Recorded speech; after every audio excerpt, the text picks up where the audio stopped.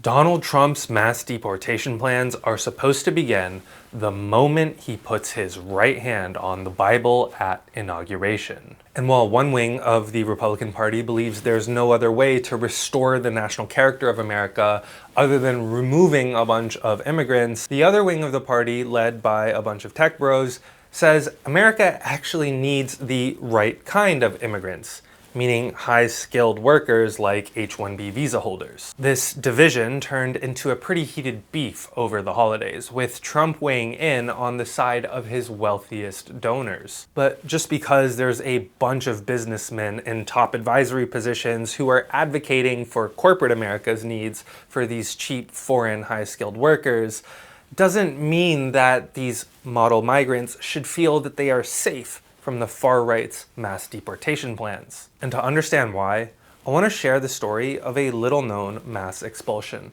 that happened during the first Trump administration, where Immigrations and Customs Enforcement, also known as ICE, set up a fake university to entrap and expel 600 mostly Indian international students who were getting their master's degrees.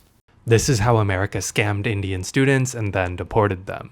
We literally entered states legally through student visa.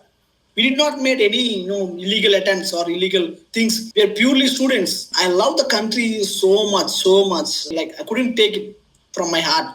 It was so painful. It was so hurting. Prithvi Raj came to America in 2015 to do his master's with hopes of finding a job and eventually settling down. And after graduating, he stayed in America on an OPT, a program that allows you to work in a career that's related to your degree for up to a year. But that eventually expired. And with the H-1B visas backlogged, Raj felt that his best option was to go for a second master's. Through my friends, I got to know about the University of Farmington, and I have enrolled in the computer science program. So when I researched about the website in the browser, I clearly felt that, wow, this is such a great university. That's what I felt.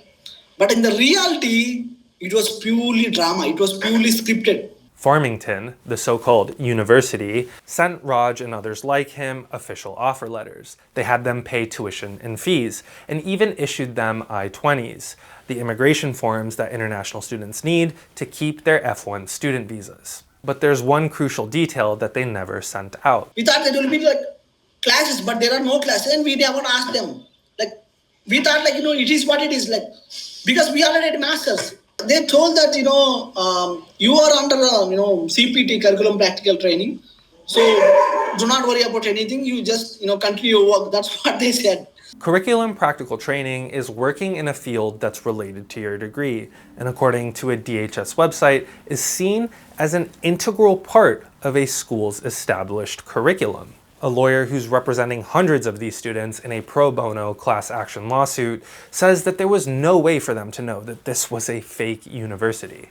ICE had some type of internal logic where these students, these Indian students specifically, seeking an education was always viewed as suspicious, and so they set up an operation that captured them just for that.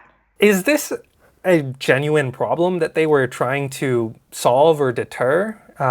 Or has ICE kind of gone about and manufactured the very problem that they now claim they're sort of solving here? I think that's a really good framing of it. I think sometimes when you give an agency like ICE a lot of money and a lot of power, this is what comes out of it. Shortly after the mass deportations, ICE published a statement online alleging that each of the students who had enrolled knew that there was no classes, curriculum, or teachers at Farmington. It also published undercover video of some students as proof that all of them knew that they were defrauding America. You want to go to classes or you don't want to go to classes? Be honest with me. Anything is fine, but my status should be maintained. The way it would work is, I'll keep your status, we'll give you your CPT day one, right? But I don't have any classes to give you, and that's what you wanted? Yes. Okay, you know this is not legal, right? So it has to kind of stay between us, right? I know. Okay. But Nathanson says ICE isn't showing the full story. The students didn't have the power in the dynamic. They were at the mercy of these ICE agents. So if they didn't keep paying tuition to this university, they would immediately lose their visas. So they kept working with the university to try to get classes. And then it reached the point where the classes still didn't materialize, and many of the students began requesting to transfer. Many of them even got admitted into other universities. But the thing here is you can't transfer universities unless your current university signs off on that paperwork. And they submitted that to the University of Farmington officials, who were really the ICE agents, and they refused to sign off on it and made excuses and delays. So they trapped these students who clearly wanted a real education. How much have these students paid in tuition, and is that tuition essentially, did the government just steal that money from these students?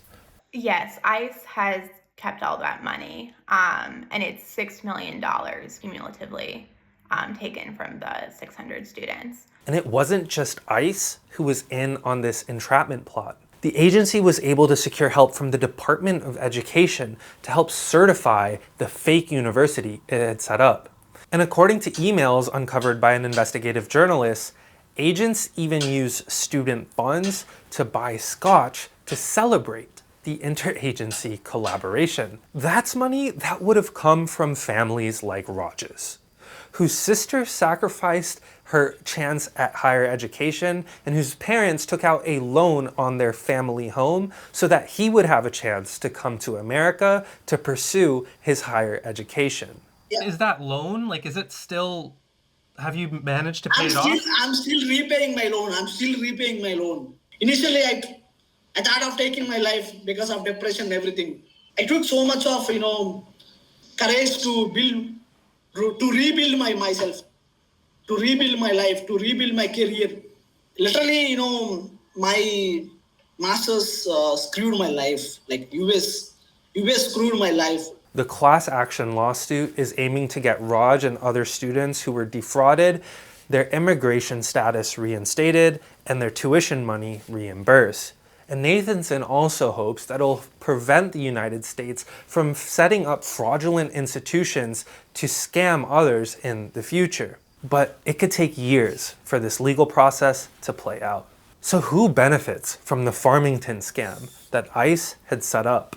The precarity you introduce into the labor force by these abusive immigrant practices, is perhaps useful to corporate interests. If one part of your tech labor force is immigrants and very precarious, then that takes away their power. It makes your entire workforce more vulnerable, because your workforce overall has less power to advocate for itself. The Farmington scam shows that it's not just immigrant farm workers or laborers who can be deported. It's also high-skilled workers and students who have master's degrees. And if their employers pay them less to do more work, then they have to put up with those conditions. Because if they don't, they might wind up out of status and find themselves in the same position as students like Raj. If you want to stay updated on the Farmington case, you can follow at Farmington Ravi on Instagram and X. And if you like this video, please give me a follow and share this with others.